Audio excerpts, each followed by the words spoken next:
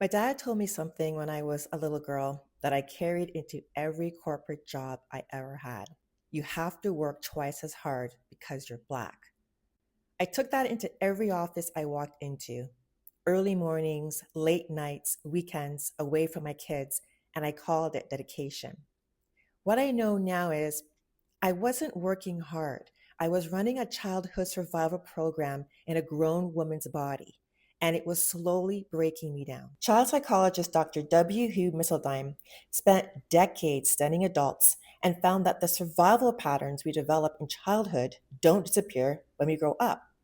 They follow us straight into the workplace and they become the hidden driver of stress that no amount of time management will ever fix. Because what's driving your workplace stress has nothing to do with where you work and everything to do with where you came from. And I know this because I lived it for a decade. In this video, I'll show you the hidden psychological driver underneath your workplace stress. And yes, it starts long before you ever had a job. Then we'll look at how it shaped your identity and quietly convinced you that your worth lives in your output. And I'll show you what your body has been trying to tell you probably for years. By the end of this video, you'll understand why managing stress has never been enough and what's actually driving it. Let's get into it. I remember when I was working in corporate finance and I would arrive at the office before the lights were even on. I was usually one of the first ones in. And I told myself it was ambition. But here's what I couldn't see at the time. My father's words had become my internal operating system.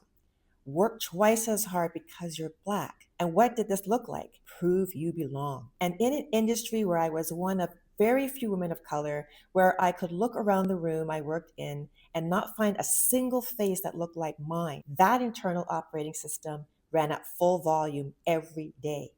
I worked weekends and ate lunch at my desk while I worked. I pushed through the pain in my body. The job had to get done because the work was assigned to me and was my responsibility. From the outside, my career looked like success. Inside, something was slowly shutting down. And what I understand now is that none of it started at work. It started much earlier than that. Here's what the stress management industry tells you: change your environment, set better boundaries, or manage your time more effectively. And those things aren't wrong. But here's what they leave out and what I want you to really hear. You can't fix an internal pattern with an external solution. If the driver of your stress is coming from inside you, rearranging the outside will only ever buy you temporary relief. Dr. Messeldine's research showed that the emotional climate we grew up in becomes our default setting under pressure.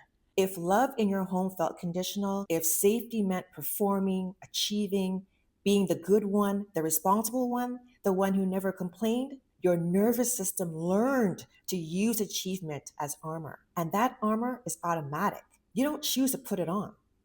Under pressure, it appears. The workplace doesn't create this pattern, it activates it. And that's why the woman next to you, under the exact same pressure, isn't reacting the way you are. She's running a different program. Here's what I want you to do. The next time you feel the pull to stay late, to say yes when everything in you wants to say no, to push through when your body is asking you to stop, pause and ask yourself, whose voice is this? Is this a conscious choice you're making right now? Or is this something much older, like the voice of your mom or dad still running in the background? These questions aren't small, but are the beginning of everything. And when that childhood conditioning runs long enough and deep enough, it stops being just a behavior pattern. It starts becoming how you see yourself and starts shaping your entire sense of worth. That's where things get really costly because now we aren't just talking about what you do at work, we're talking about who you believe you are. And if you're starting to wonder how your own energy is actually designed to work, because not everyone experiences workplace stress the same way, I have a free guide for you. It's called Control Stress Using Your Human Design Energy Type. In this guide, you'll discover what your human design energy type reveals about the stress you're experiencing and gives you the first practical steps to begin working with your design instead of against it. The link is in the description below. Go grab it. Here's the thing about being a high achiever. From the outside, it looks like confidence. It looks like drive. People celebrate you for it. You get the promotions, you get the recognition.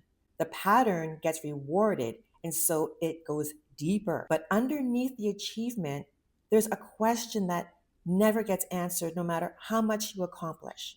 Am I enough without all of this? When I was in financial services, I used to tell myself I just needed someone to give me a chance so I could prove I was capable of doing the work. And I was capable. But what I understand now is that I wasn't only trying to do a good job, I was trying to justify my presence. On a subconscious level, I was trying to earn the right to be in the room. That's not ambition.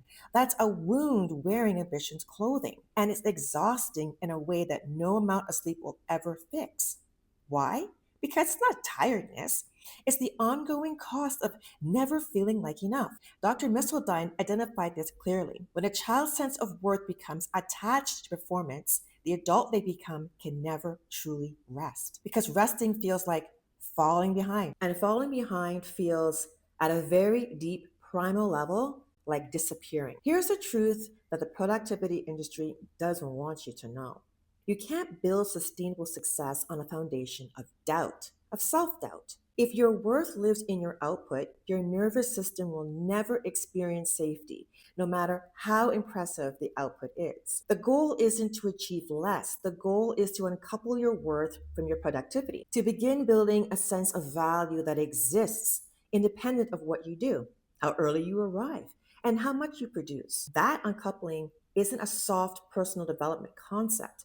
It's a biological necessity if your body is going to survive what you're asking it to do. And when that subconscious programming runs long enough, the cost stops being just emotional. It becomes physical because your nervous system can't tell the difference between a difficult childhood and a difficult workplace. And neither can your subconscious. They just know they have never been allowed to stop. And at some point, your body starts saying what your mouth hasn't been allowed to say. We're taught to treat our physical symptoms as completely separate from our emotional and psychological life. You have pain, see a specialist. You have fatigue, go to bed earlier. You've got tension headaches, go take an Advil. Look, I'm not dismissing any of that, but what I want to offer you is a different framework entirely. Your body isn't out to get you or trying to make your life difficult. Your body is the most honest voice in the office and has been trying to get your attention for longer than you realize. When I was in corporate, I worked with terrible pain in my left knee. Constant. I didn't tell anyone about the pain because I didn't want pity. I just dealt with it because there was work to do and stopping was not an option. But here's what I want you to understand. After I left my last corporate role, the change in how my body felt was dramatic, not gradual, dramatic. And that kind of shift does not happen just because your schedule got lighter or your commute disappeared. It happens because for years, your body had been absorbing what your mind was pushing through. Every suppressed signal, every not now, I'll deal with it later. Every moment you overrode what your body was asking for because the job came first. When that weight finally lifted, my body noticed immediately. The conventional approach says manage the symptom. I want to ask you a different question entirely. What's your body trying to say that you have not yet been willing to hear? Think of your body like a conversation that has been one sided for way too long. Your mind has been doing all the talking, pushing through, planning ahead, managing and optimizing, and your body has been trying to get a word in for years. The fatigue, the tension, the chronic stress that follows you from role to role, that's not weakness. That's your body finally refusing to be talked over. And the only way forward is to let it speak. Go outside and sit in stillness. You don't need the answer yet. You just need to be willing to hear the other side of the conversation. Because what your body has to say has been waiting a long time. In this video, we looked at what's really underneath your workplace stress, where it started, how it shaped your identity, and what your body has been trying to tell you all along. Now that you can see it, the next question is, how far has it already gone? Because most women don't recognize the early signs until the cost is already significant. And in the next video, I break down 4 signs that burnout is already building in your body and your mind, starting in a place most women never think to look. Thanks for watching, and I'll see you in the next video.